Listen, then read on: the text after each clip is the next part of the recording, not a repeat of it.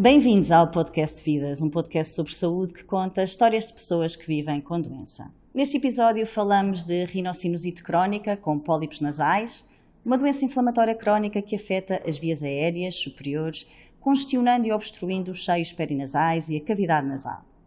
Os pólipos nasais que caracterizam esta doença são formações moles e benignas que surgem devido a uma inflamação crónica nos seios perinasais.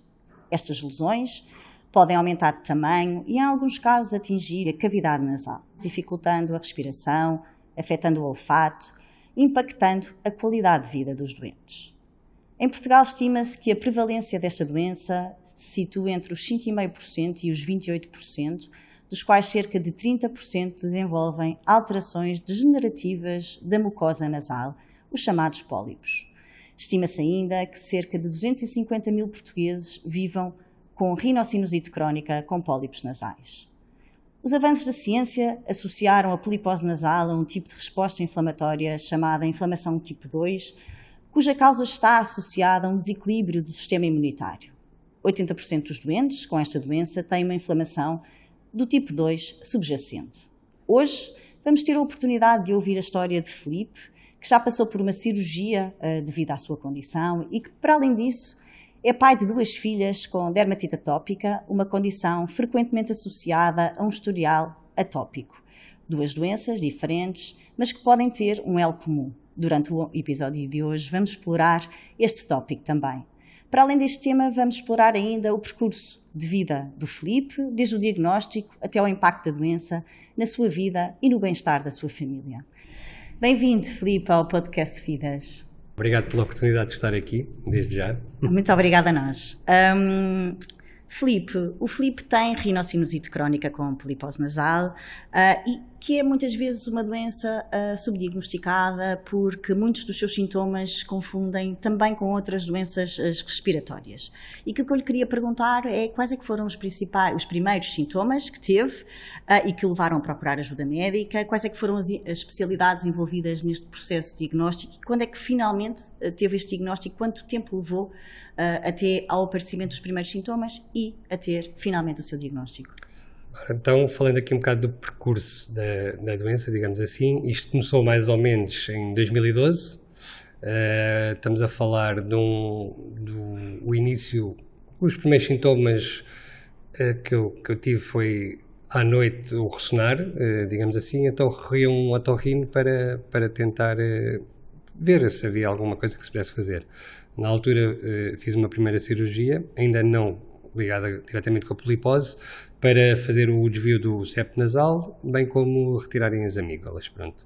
E aí estive ali, melhorei um bocadinho, mas ao fim de 3 anos começo a ter outro tipo de sintomas, nomeadamente a obstrução nasal constantemente, sempre com o nariz congestionado, dificuldades em dormir à noite, é quando recorro a um segundo otorrino, pronto. E é aí que com mais exames, com exames mais detalhados, é detectado, não sei se em 2012, por não se ter sido feito ou por ainda não estar a doença tão visível, não foi detectado. E nessa altura sim, é detectada os pólipos e pronto, sou convocado para a cirurgia para a remoção dos pólipos nasais, digamos que foi nessa altura. Desde esse diagnóstico que teve até à cirurgia, quanto tempo é que levou? É assim, foi o tempo entre avaliar os exames e, digamos que menos de 1 ano, garantidamente. Pronto, entre fazer, ainda fiz uns tratamentos, mas pronto, aquilo não melhorava e como tal, pronto, decidimos, eu com o médico, juntamente com o médico, avançar para a cirurgia. E, portanto, durante todo esse tempo, imagino que tenha afetado muito a sua rotina diária, não é? Pode-nos contar um bocadinho como é que a doença tem impactado a sua vida diária e se existe, de facto, alguma limitação das suas atividades relativamente àquilo que fazia anteriormente? Sim, é assim, eu sou um doente, para além desta parte da polipose, também existe a asma associada, que me apareceu já mais em adulto, notei com uma dificuldade em respirar, ao fazer já eu jogava a bola entre amigos e depois já começava a sentir algum cansaço, e então depois desse sintoma também a parte da obstrução nasal, à noite, acordar várias vezes durante a noite, foi um dos alertas. Para além disso, senti que começava a perder algum olfato, ou seja, as pessoas diziam-me que cheirava a qualquer coisa e eu começava... Bem, a mim não me cheira. E isso foi logo também mais um dos sintomas, pronto. E esse sim também tem impacto, digamos, por exemplo, na simples escolha de um perfume, não conseguia, era impossível. Cheirar a comida. Cheirar a comida zero, o paladar também super afetado. Às vezes estar em casa e não saber se, por exemplo, o gás fica ligado e às vezes cheirar a gás é aquelas coisas que as pessoas... digamos que é perigoso. Exato, pode ser perigoso para as pessoas que têm o olfato, é natural, olha, cheira a gás, sei lá, dentre outras coisas. Com as meninas, simples, mudar a fralda, às vezes eu não percebia, e as pessoas, o cheiro da fralda, e pronto, são coisas que impactam no dia a dia que realmente esta doença nos traz, pronto. Filipe, a seguir à cirurgia que fez, parte desses sintomas melhoraram? Por exemplo, o olfato melhorou? Sim, a seguir à cirurgia melhorou porque os pólipos foram removidos e melhorou um bocadinho, não totalmente, nunca a 100%, só que depois gradualmente voltei a ter os sintomas, pronto. E aí recorri novamente ao médico.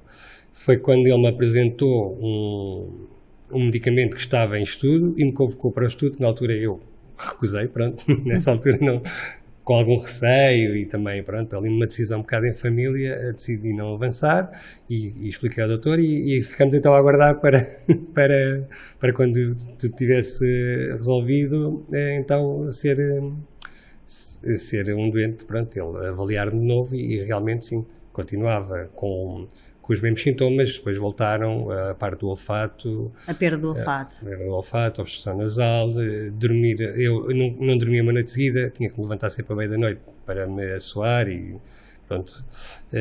Até que, pronto, chegou o dia em que o doutor me ligou e disse, olha, está disponível, o medicamento está aprovado e então vou-te encaminhar para o hospital, que tem que ser através do hospital, com que ele estava inserido num grupo de estudo e pronto, voltei a fazer os exames, tudo comprovado e iniciei, pronto, em abril a toma do medicamento, em abril do ano passado. Pronto, comecei a recuperar o olfato, foi aí que eu senti, isto está a fazer efeito, ótimo. Pronto, dormi melhor à noite, pronto, foi uma melhoria significativa em um curto espaço de tempo, digamos assim, pronto. Desde lá até hoje estou a fazer, continuo a fazer e sou avaliado periodicamente. A doença não está totalmente debelada porque isto é crónico, certo. Portanto estará cá para sempre. Tenho o acompanhamento médico e vou seguindo as instruções médicas e neste momento ainda estou com o medicamento sempre a tomar. Muito bem. Filipe, a rinocinusite crónica não é uma doença muito conhecida dos portugueses. Como é que foi para si receber esse diagnóstico e que ajuda é que procurou e junto de quem é que procurou essa ajuda para ter mais informação sobre a sua doença? Imagino que o Filipe e também a sua família, não é? A sua mulher e toda a sua família está à sua volta. Como é que geriu isso? É assim, é sempre o impacto, né? Quando dizem que temos uma doença crónica, significa que é para a vida, não há como escapar, pronto. E o médico passou-me as informações, pronto, diz que é uma condição que tem estas circunstâncias, né? Que me levam aqui a ter algumas, digamos que capacidades, pronto. E explicou-me e pronto, e quando surgiu a conversa do medicamento foi realmente a esperança. Em termos familiares, pronto, também isto, como é uma condição que passa entre pais para filhos, o meu pai tinha asma, as minhas filhas têm dermatite, elas é ligeira, moderada, de vez em quando com umas crises, mas tudo controlado, pronto. Mas temos que gerir Mas existe aí uma condição inflamatória que é acompanhada medicamente e, portanto, sim, foi o seu médico também, Filipe, que ajudou em todo este percurso de informação sobre a doença ao longo desta sua jornada. Sempre com o acompanhamento primeiro do médico que me operou e depois, como ele estaria no estudo e encaminhado para o hospital, e também foi sempre com acompanhamento médico, todas as informações e todos os diagnósticos e todo o acompanhamento, sim. Então podemos dizer hoje, Filipe, que o Filipe tem uma vida absolutamente normal e que faz toda a sua rotina diária, que consegue fazer o seu exercício físico. Podemos dizer que faz uma vida perfeitamente normal? Sim. Tem qualidade de vida? Tem qualidade de vida, sem dúvida absoluta. Coisas que eu não fazia antes que faço agora, que é, por exemplo, como já expliquei, escolher um perfume, qualquer coisa, coisas desse género. Também da prática do exercício físico, eu tinha que tomar sempre, eu tomava uma bomba para asma, também deixei de tomar. Consigo fazer o exercício normalmente, pronto, sempre... Tenho sempre aquele pensamento, mas o pensamento ainda não está completamente ultrapassado, mas sim, consigo fazer exercício, jogar a bola, fazer esse tipo de vida dita normal, digamos assim. Portanto, emocionalmente, o impacto que a doença teve em si, neste momento, tem vindo progressivamente a ser reduzido. E também o impacto nas suas filhas, ou seja, sofre também por elas e por aquilo que elas possam vir a desenvolver, dado que existe aqui uma condição da doença já bem espelhada, não só em si, mas tanto quanto sei, também no seu pai, nos irmãos e agora nas suas filhas? Sim, isto existe sempre cá, esta nuvem que para aqui sobre as minhas filhas e sobre mim, pronto, está cá sempre. A nível emocional, realmente sim, quando estamos quando estamos incapacitados, pronto, não um bocado, estamos mesmo incapacitados, existe sempre esse lado que nos afeta, pronto. Tentamos sempre pensar que, pronto, ok, vamos viver assim, mas se vivesse com o olfato seria sempre melhor, não é? Pronto, na altura pensava assim, pronto. Portanto, que a realidade é essa. Acho que todos tivemos um bocadinho essa experiência, quem apanhou Covid e pôde experienciar o que é viver sem olfato e paladar e percebemos e portanto somos, enfim, solidários com essa... É curioso que nessa altura um dos sintomas era a perda do olfato e eu não tinha. Portanto, às vezes eu chegava a dizer, eu não sei bem se vou ter porque eu já não tenho esse sintoma, eu já tenho há muito tempo. Certo. Filipe, que mensagem de esperança é que gostaria de partilhar connosco e também com as pessoas que vivem com a mesma doença que o Filipe tem? É assim, eu acredito muito na ciência, sou ligado às novas tecnologias e, portanto, acredito piamente e acho que sim, que este tipo de investimentos e devemos, eles funcionam. Esta é uma nova era que está a surgir, a parte dos tratamentos biológicos, completamente favorável e acho que é uma esperança que para este tipo de doenças, sem dúvida comprovada e cada vez mais tenho a certeza que vai haver novos desenvolvimentos e será melhor para todos. Obrigada, Filipe, pela sua mensagem, pela sua partilha e por esta esperança que transmite aos nossos doentes. Obrigada pela sua participação no Podcast Vidas. Obrigado, eu. Esta é a história de Filipe, que vive há 10 anos com rinocinusite crónica com pólipos nasais. Hoje conhecemos os desafios diários da doença, desde a cirurgia até ao tratamento e o impacto emocional no seu dia-a-dia. A sua história é sem dúvida um exemplo de resiliência, determinação e estão estas experiências que confirmam a nossa aposta em literacia em saúde. O Podcast Vida está disponível no canal YouTube da Sanofi e também na plataforma Spotify. Até ao próximo episódio.